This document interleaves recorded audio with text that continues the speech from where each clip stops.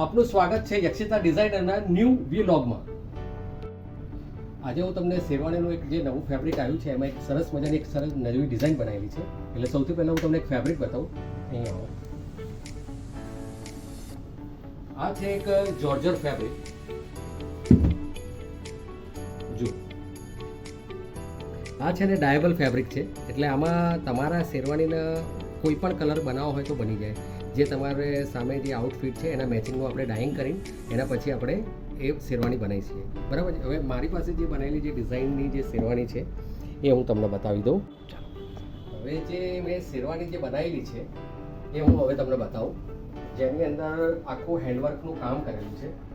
હવે તમે થોડા નજદીક આવો.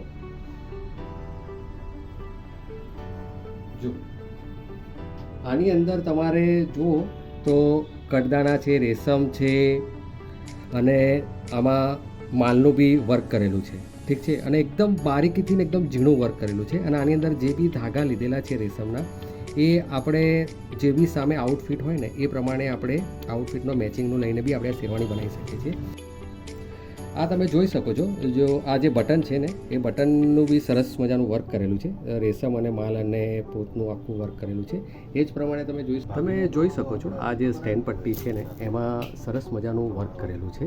એકદમ ઝીણું અને એકદમ સુંદર વર્ક લાગે છે, જે શેરવાનીમાં પહેરવાથી બહુ જ ડિસન્ટ અને સરસ લાગે છે.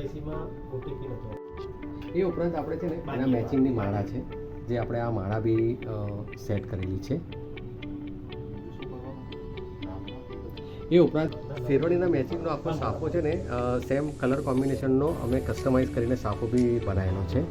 તો એ જ પ્રમાણે તમે જે આઉટફિટ અમારી પાસે બનાવડાવશો તો એ જ પ્રમાણે અમે સાફો બી તમને કસ્ટમાઇઝ કરી આપીશું કલર કોમ્બિનેશન પ્રમાણે.